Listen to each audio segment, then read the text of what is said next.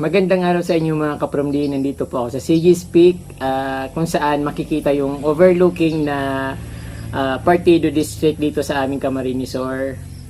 Twice na ako nag-video dito, kaya lang that time wala pang kano dito, wala pang makikita dito, puro talahiban. So umaakit ako dito paminsan-minsan kasi napakahirap talagang umakit papunta dito. Kaya kung pupunta kayo dito, siguraduhin nyo na handa kayo. Kasi kung maglalakad lang kayo talagang mahirap kasi matarik yung daan. Kung may motor kayo or kotse or something sasakyan, mas favor kasi hindi na kayo maghihirap papataas dito. Jugglers kayo or nagpapapawis lang para pangpatunay ng mga fats. Ayun, perfect dito pumunta. Pero kung talagang gusto niyo lang pumunta at makapamasyal, mas maganda magmotor kayo or may sasakyan. So ngayon kapromdi, ipapakita ko sa inyo yung view ng CG's Peak dito sa Barangay Gubat, Lagunoy, Camarines Sur. So sabi ko nga twice ko nang binidyo ito, that time dito mismo sa place na ito, kaya lang nandun lang ako sa bandang taas. Kung saan nandun yung lumihan. So hindi ko na pinakita yung pagkakain ko ng lumi kasi pagod na pagod ako kapromdi. Sobrang yung pawis ko tumutulo, hindi ko alam kung anong pakiramdam ko.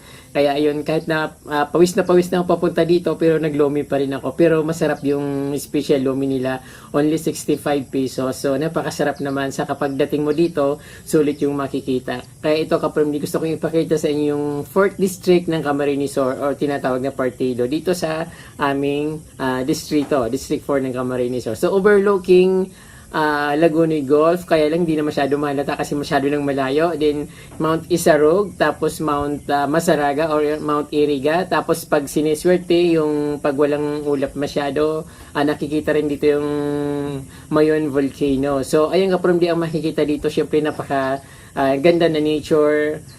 Magandang pasyalan, perfect pang pasyal kung magre-relax din kayo. Mayroon naman silang kainan. Ang CG's Peak ay nagbubukas lang tuwing Sabado at Linggo sa umaga, alas 8, then up to 5 PM ng hapon. So yun ang CG's Peak. Wala pong overnight dito kapromdi.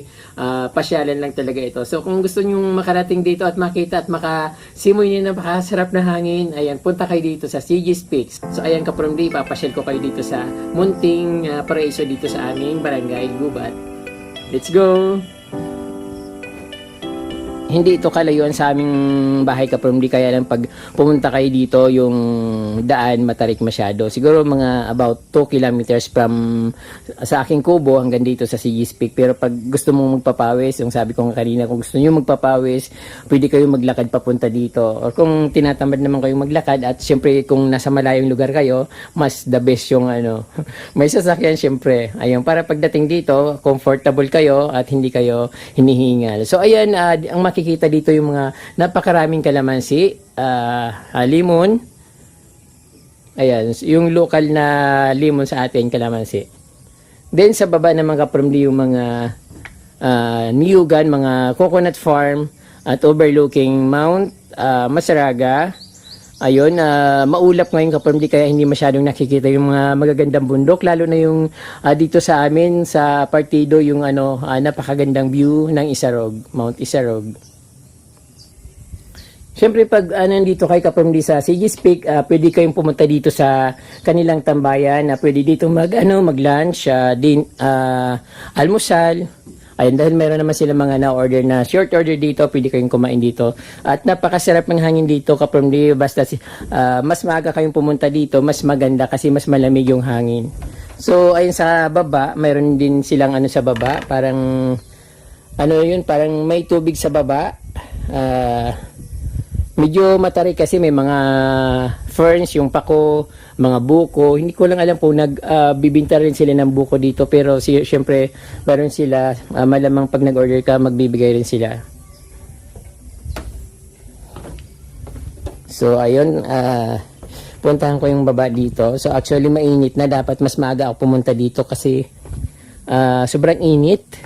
Mas maganda kung mas maaga, syempre mas mapresko. So ayun, may mga tambayan dito, may kawayan. Napaka-presko dito.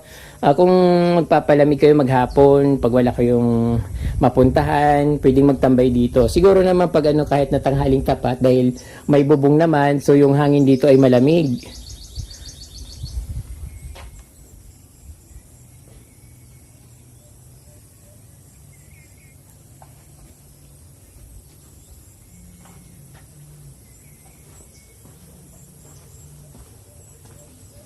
So, ayun ang nakikita dito mga ka-From-D. At punta naman tayo dun sa mismong bungad ng CG's Peak, kung saan doon ako pumasok, papunta dito.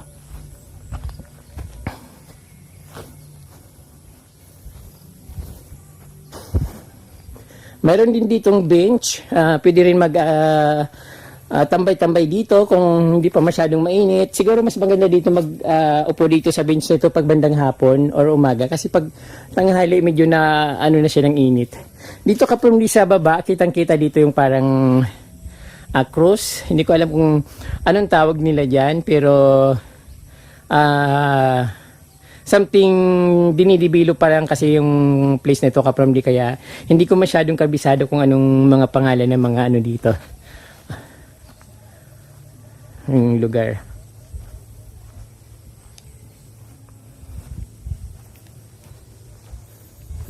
Pai, saan ka maduman? anong apod ka yan? Yung cruise? Dahil ko pa aram kung anong pangaran ka yan. Kaibahan man yan digde? Iya, madiyan daw pa siya.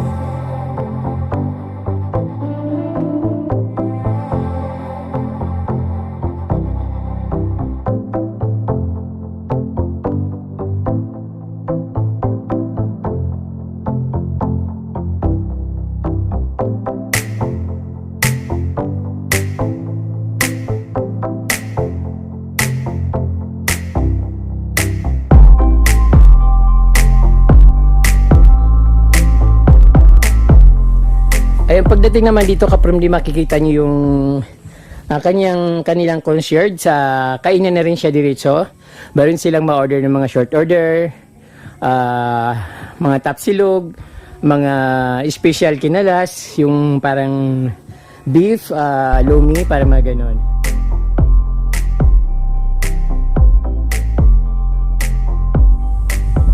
So ayun ka-from di, puntahan naman natin yung ditong kitang-kita na cruise.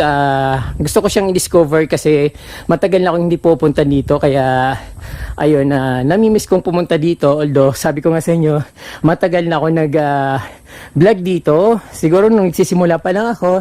Then dito mismo sa lugar na ito, tinuro sa akin nung tinanong ko na mama o si kuya, sabi niya dito ako mag-vlog kasi maganda dito at kitang-kita ro yung ano dito sa taas. Ayun, totoo naman yung sinasabi niya ka-from di, kasi kitang-kita nga talaga yung pinaka view dito.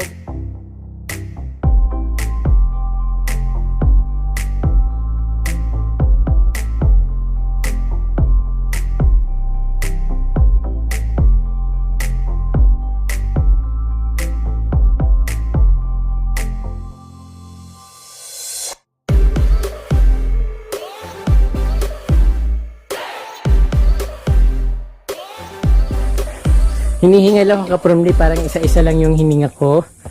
So ayun, pupunta tayo dito sa cruise. Ayun.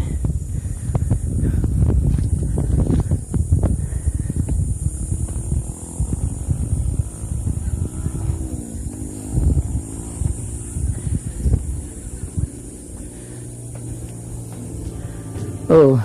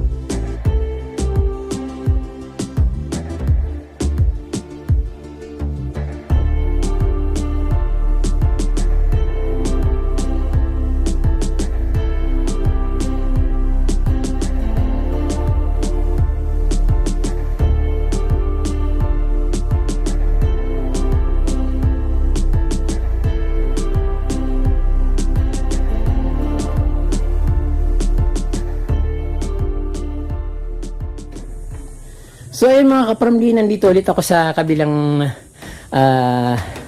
kabana or kubo na nakikita rin naman lahat. So mas maganda nga dito kasi mas malamig, mas mahangin dahil nasa pinakataas ito ng part ng Sigi's Peak.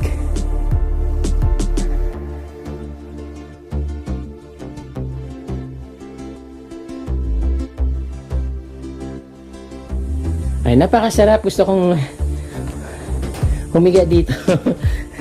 Malamig yung hangin ka from the, although mainit na kasi mataas yung araw, pero siyempre pag matarik na yung araw, pag mga something na mga panghaling tapat, iinit dito kasi yung bubong ay yero. So wow, ang ganda.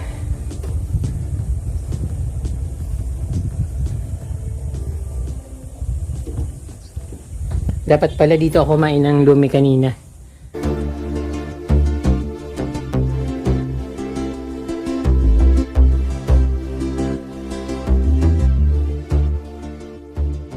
Maraming magagandang place dito na pwedeng i-develop katulad sa Tagaytay.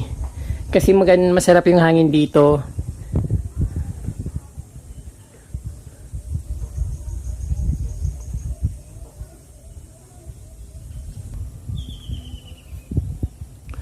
So, ayun mga kapromdi, habang pinagmamasdan ko yung kabuuan ng Sigi's Peak, na-realize ko na ang kulang dito ay mga halaman. Kasi, alam nyo naman, kapag may halaman talagang very attractive yung place. Hindi katulad nito na plain lang talaga na may mga kalamansi. Kapag may halaman dito, sobrang ganda nito kapromdi. Parang gawin nilang Sigi's Peak Garden, parang ganon. Bukod sa dadayuhin sila ng mga plantitas at syempre alam niyo kapron yung mga karamihan naman kasi sa plantitos ay yung may mga kaya sila, kaya mas magandang pang halina o pang akit yung mga halaman or garden sa isang tourist spot katulad nito.